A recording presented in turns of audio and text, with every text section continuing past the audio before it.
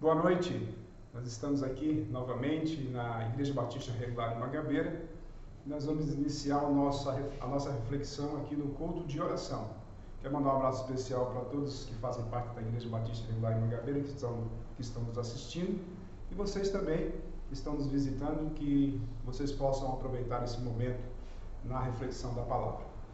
Muito bem, eu queria que vocês abrissem suas Bíblias lá no Evangelho de Mateus, capítulo 5, a partir do versículo 43 até o versículo 48, nós vamos observar a palavra do Senhor. O Senhor Jesus está aí, nesse momento, nesse contexto, Ele está pregando ali no Sermão do Monte, o maior sermão que Ele fez, o sermão mais abrangente, onde Ele aplicou seus ensinos aos seus ouvintes, principalmente seus discípulos, e aqueles que estavam em volta ali também, os fariseus, saduceus, e alguns gentios e tal, que estavam seguindo ali no meio da multidão.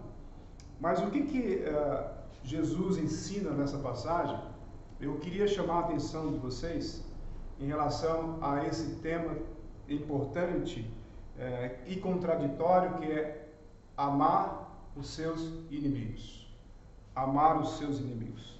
Vamos ler aqui o que o Senhor está falando na sua palavra. Vamos ler a partir do versículo 43 até o 48, o final do capítulo 5 de Mateus. Diz assim a palavra do Senhor: Vocês ouviram o que foi dito: ame o seu próximo e odeie o seu inimigo. Eu, porém, lhes digo: amem os seus inimigos e orem pelos que perseguem vocês, para demonstrarem que são filhos do Pai de vocês, que está nos céus. Porque Ele faz o seu sol nascer sobre os maus e os bons, e vir chuvas sobre justos e injustos. Porque se vocês amam aqueles que os amam, que recompensa terão? Os publicanos também não fazem o mesmo? E se saudarem somente os seus irmãos, o que é que estão fazendo demais? Os gentios também não fazem o mesmo? Portanto, sejam perfeitos, como é perfeito o Pai de vocês, que está no céu. Vamos orar? Senhor nosso Deus, nós somos gratos, Senhor, pela Tua palavra. Obrigado, Senhor, por esse momento de estarmos aqui, de alguma forma, reunidos no Teu nome. Que o Teu Santo Espírito visite os nossos corações. Que o Teu Santo Espírito nos dê discernimento através da Tua palavra. Esteja com o Seu servo. Direcione-o, lhe dê sabedoria para poder falar àqueles que estão ouvindo neste momento. Tudo isso nós pedimos e agradecemos em nome do Teu Filho Jesus. Amém. Muito bem, queridos e queridas. Nós vemos aqui o tema que é amar os seus inimigos. Vamos entender que no contexto haviam diversos grupos que nós podemos observar no Novo Testamento, a gente vê claramente. Havia os publicanos, haviam os gentios, haviam os judeus, claro, e os samaritanos. Vamos entender que os publicanos, uma boa parte dos publicanos eram judeus. E, portanto, trabalhando para Roma, eles eram odiados pelos judeus. Mesmo sendo judeus, eles eram odiados pelos judeus que não eram publicanos. E publicano era considerado pecadores. A gente vê que há parece até um sinônimo: pecadores publicanos, cobradores de impostos, que se enricavam porque cobravam impostos a mais.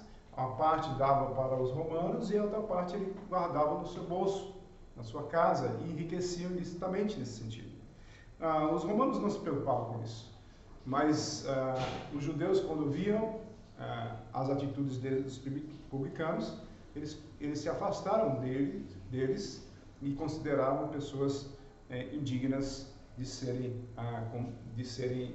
terem convivência com eles.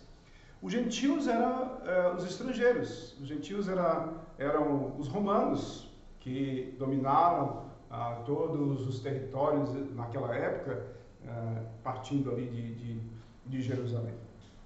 E os samaritanos, que eram um grupo de pessoas miscigenadas, que eram judeus no início, depois misturaram com outros povos, foram levados cativos, e os outros povos que estavam presos também se uniram com eles, casaram entre si, e depois voltaram do exílio e ficaram à parte em Samaria, longe de Jerusalém, um tanto longe de Jerusalém, e eles sincretizaram também a sua adoração. Eles não adoravam um único Deus. Uma parte sim entendia ainda, mas outros faziam sincretismo em relação a isso. Então, por esse motivo, os judeus não se davam também com os samaritanos. Pronto. Nesse contexto, a gente vai observar por que o Senhor Jesus está ensinando aos seus ouvintes, aos seus discípulos, acerca deste mandamento que ele fala, desse imperativo que ele aplica na vida dos seus seguidores. Jesus está falando para os seus discípulos, mas também está falando para todos aqueles que estavam em volta, no meio da multidão, e também fala para nós. O Sermão do Monte é um parâmetro altíssimo para a nossa vida cristã. E esse ponto aqui que nós vamos ver é um ponto contraditório, não só para os judeus naquela época, mas para nós também. Olha o que ele diz logo no início do versículo. Ele diz assim: vocês ouviram o que foi dito. E aqui, nesse contexto, eles sabiam o que Jesus estava falando quando ele menciona o que foi dito para eles, o que foi ensinado, né? Essa expressão, o que foi ensinado para vocês durante séculos. Vocês ouviram o que foi dito. Ame o seu próximo e odeie o seu inimigo. Mas Jesus, aí no versículo 44, ele vai dizer: eu, porém. Então, vamos entender. Eu, porém, lhes digo: ame os seus inimigos e orem pelos que perseguem vocês. Nesse contexto, né, nesse momento aí, o impacto é grande. Por quê? Porque eles aprenderam que deveriam odiar os seus inimigos. Mas aqui Jesus fala ao contrário: ame os seus inimigos. Pronto. Vamos entender, e aí é o propósito da nossa preleção, da nossa investigação, do nosso estudo, da preleção de agora.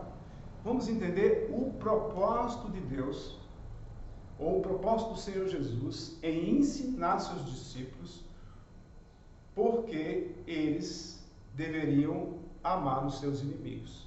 Né? O contexto já mostra que havia um relacionamento destruído entre aqueles povos.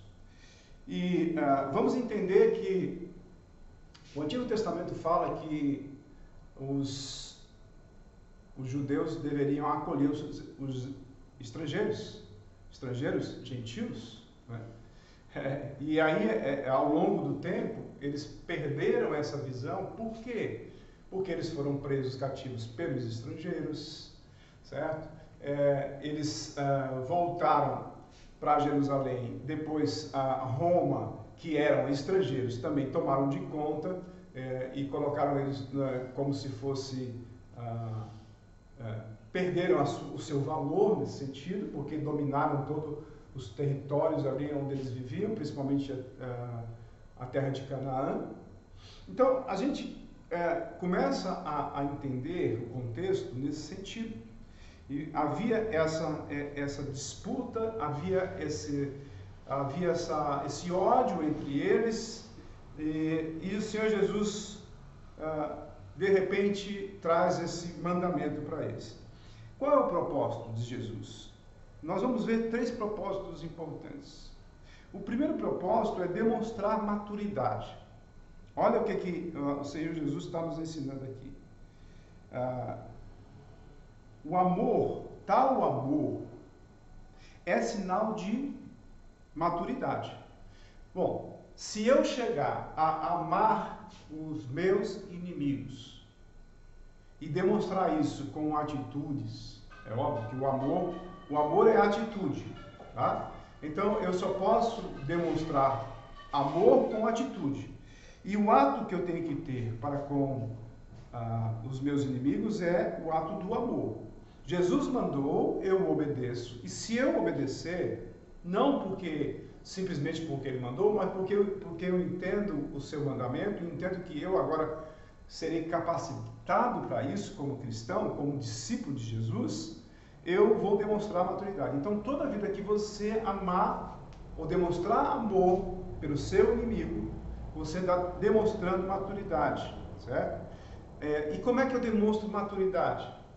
Quando eu amo, quando eu tenho o ato de amar, e eu estou dizendo que eu agora sou mesmo cristão, e eu sou filho de Deus, filho do meu Pai que está no céu. É o que ele está dizendo assim. Aqui no versículo 45 ele diz assim: para demonstrarem que são filhos do Pai de vocês que está nos céus. Então, quando eu ter essa atitude, por ordem do próprio Senhor Jesus, de que eu sou discípulo, eu sou seguidor do Mestre, e eu obedeço a Ele, digo, olha, eu obedeço ao Senhor, e eu sou, porque eu sou filho do Pai, eu sou irmão de Jesus. Jesus é o meu irmão mais velho, e eu sou, por adoção, agora filho de Deus mesmo. Por isso eu posso fazer algo contraditório a toda a sociedade, algo contraditório aos ensinos do judaísmo, tá? Deturpado, é claro, né? Então eu demonstro isso. Então o primeiro propósito é justamente a gente ser, nesse sentido, demonstrar ser filho do Pai.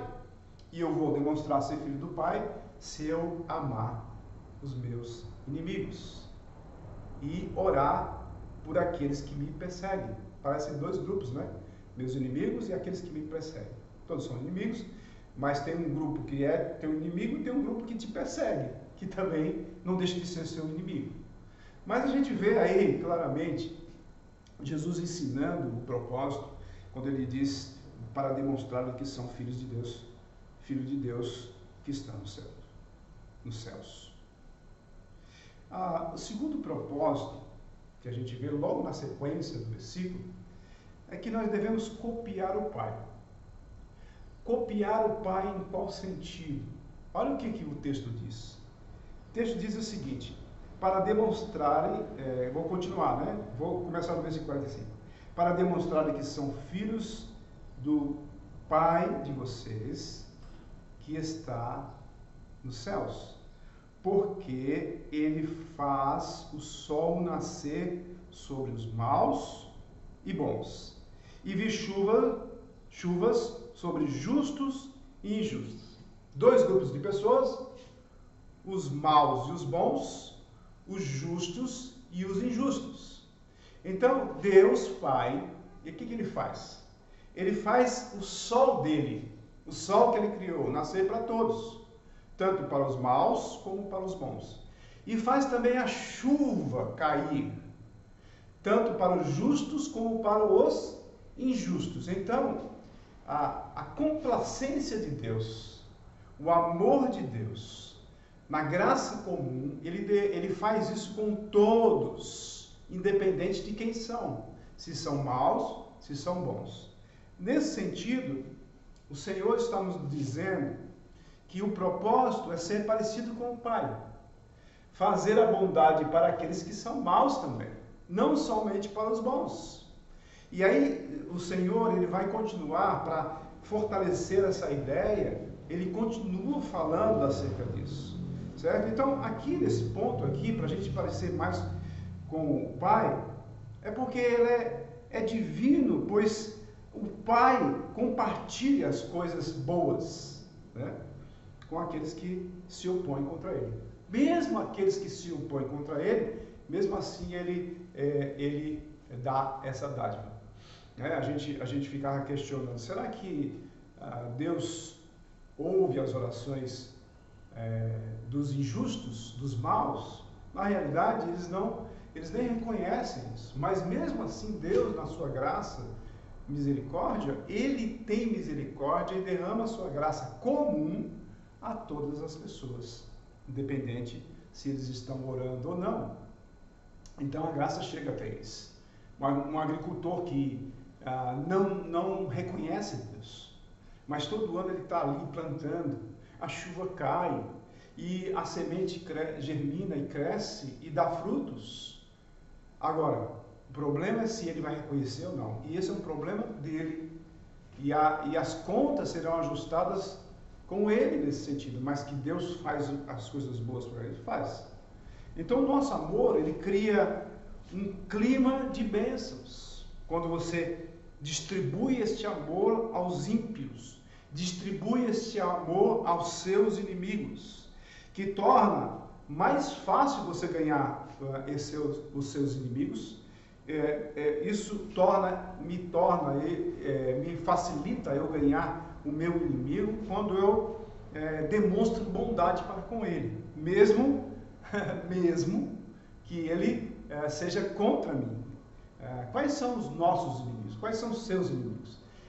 Geralmente os inimigos de um cristão piedoso é justamente a inveja, ou que pega no pé daquele crente que é piedoso, que demonstra a sua piedade, que mostra que ele realmente confia em Deus, e os ímpios que não têm Deus, eles não suportam e começam a perseguir e escarnecê-lo em relação a isso. Esses são os inimigos do crente, não é outro tipo de inimigo, certo? Esse é o inimigo do crente. Porque quando as pessoas sabem que você é realmente um cristão verdadeiro, eles vão te testar. De alguma forma te testam. E aí você vai ter que demonstrar amor por essas pessoas. E nesse sentido, nós conseguimos transformar essas pessoas com este amor. O propósito de Deus é justamente que nós venhamos a copiar o nosso Pai, para quebrantar os corações daqueles que nos perseguem, que são contra nós. E aí eles se transformam em amigos, quando nós demonstramos e derramamos amor. Certo? O amor é como o brilho do sol, certo? E a chuva do Pai. Então, o brilho do sol, a luz que vem do próprio Senhor, reflete em nós para com aqueles que estão em nossa volta. É a sua graça, e é em graça que Ele envia fielmente tanto o sol como a chuva para aquelas pessoas. E em terceiro lugar, e último, que nós vamos ver esta noite, é o testemunho. O propósito de Deus foi demonstrar maturidade, mostrando que você é realmente filho de Deus. Agora você é filho de Deus. O segundo foi que você vai copiar o Pai, no sentido de transbordar este amor para as pessoas, assim como o Pai faz com todas as pessoas, mandando o sol e a chuva. E agora nós vamos, o terceiro propósito é testemunhar.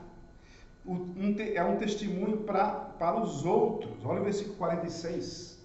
O versículo 46 diz assim: porque se vocês amam aqueles que os amam, que recompensa terão? Então, aí ele vai dar um exemplo. Ele dá o exemplo dos publicanos. Ele diz: os publicanos também não fazem o mesmo? E os publicanos também não fazem o mesmo? E no versículo 47 ele continua dizendo: e se saudarem somente os seus irmãos, o que é que estão fazendo demais? Então, se a gente só cumprimenta os nossos irmãos, os nossos amigos, se a gente só recompensa, né, aqueles que me amam, eu estou retribuindo porque eles me amam. Quem faz isso são os publicanos. Quem saúdam uns aos outros são os gentios. Então nós seremos iguais a eles. Não haverá diferença em relação a isso. Então o que a gente vê? A gente vê que Jesus está dizendo que nós devemos testemunhar para os outros. Esse testemunho, ele é um propósito válido para a nossa vida cristã. Aí Jesus diz: que fazem vocês mais do que os outros, né? Aí Deus espera que vivamos neste mundo. Esse é o propósito. num nível bem mais elevado do que os outros não cristãos. Então eu não posso dizer eu sou cristão se o meu nível é baixo ou o meu nível é igual aos outros. As pessoas não vão reconhecer isso. Eles não vão dizer, esse é filho de Deus. É interessante porque eles não precisam usar essa expressão, mas eles vão reconhecer que você tem uma índole, que você tem um caráter, que você tem uma forma diferente de lidar com eles. E isso os constrange. Isso vai os constranger e eles vão quebrantar seu coração. Então, esses outros não cristãos que retribuem o bem com o bem, né? O versículo 47. Repete lá. E se saudarem somente os seus irmãos, o que é que estão fazendo demais? Os gentios também não fazem o mesmo? Retribuir o bem com o bem é muito fácil. Alguém chega para você e dá um presente. Ele diz, rapaz, eu preciso dar um presente para fulano porque ele me deu um presente. É diferente de você dar um presente e não esperar que ele retribua. Certo? Não tem necessidade de você esperar. Isso é ser cristão. Isso é o testemunho que você deve ter. Então, você tem esse testemunho em relação a esse tipo de retribuição, porque eles devolvem o bem, ou pagam o bem com o bem, como também eles pagam o mal com o mal. Então, se alguém chega e faz mal para ele, para o não cristão, ele vai retribuir com mal. E quantos de nós não fazemos as mesmas coisas como os publicanos e como os gentios? Quantos de nós retribuímos o bem com o bem porque fulano demonstrou amor por mim, eu demonstro amor por ele? Isso é muito fácil, como os publicanos. Ou saúdam uns aos outros como gentios, certo? Agora, se alguém faz mal para mim, eu também faço mal. Muitas vezes, nós como cristãos, nós fazemos as mesmas coisas. Muitas vezes. Às vezes, por um só pensamento ou uma atitude que expressa esta vontade de retribuir com o mal aquele que me fez mal, ou retribuir com o bem aquilo que me fez bem. Nós somos assim. Fulano no meu aniversário deu um presente, eu tenho que dar um presente para ele. Não precisa ser assim. É óbvio que a gente faz isso porque em consideração. Mas não é assim, fulano não me deu, aí é que é diferente. Fulano não me deu nada de presente no meu aniversário, mas agora eu vou dar um presente para mim. Não para dizer para eles, olha, eu sou melhor que você. Não, mas para demonstrar o amor, independente do que recebeu ou não. Essa é a diferença de você viver uma vida cristã plena. E aí a gente vê que, como cristão, nós devemos retribuir o mal com o bem. Mas não o contrário, lógico. Então isso, na realidade, é um investimento do amor. Eu invisto em amor para colher frutos. Como cristão, eu preciso usar justamente a base, que é o amor. É o próprio Senhor, nosso Deus. Ele é amor. E aí a gente vê claramente aqui, no versículo 48, ele vai encerrar esse ensinamento bem interessante, quando ele diz lá, portanto, sejam perfeitos, como é perfeito o Pai de vocês, que está no céu. Como é assim? O termo aqui perfeito significa integridade. O Senhor, nosso Deus, ele é íntegro. A integridade inabalável. E nós temos que ser perfeito na integridade. Essa integridade é o atributo de Deus que ele distribui para a sua humanidade. Nós podemos ser íntegros, mesmo sem sermos perfeitos. A palavra perfeito não significa perfeito na sua perfeição total, que só Deus é perfeito, mas na sua integridade e na sua maturidade, como filhos de Deus. Eu e você, sendo filhos de Deus, nós temos essa prerrogativa de sermos igual ao Pai. Assim como um filho natural quer ser igual ao pai. O filho natural, quando ele vê o pai sendo um bombeiro, ele diz, eu quero ser bombeiro. Quando o filho vê isso, quando ele é criança, pequeno, ele quer fazer e seguir os passos do pai. É assim que acontece. Acontecia muito no tempo de Jesus, onde geralmente o filho seguia a profissão do pai. Geralmente era isso. Tá? O pai de Jesus, o pai na terra, o pai adotivo de Jesus, José, ele era carpinteiro. Jesus se torna também carpinteiro nesse sentido.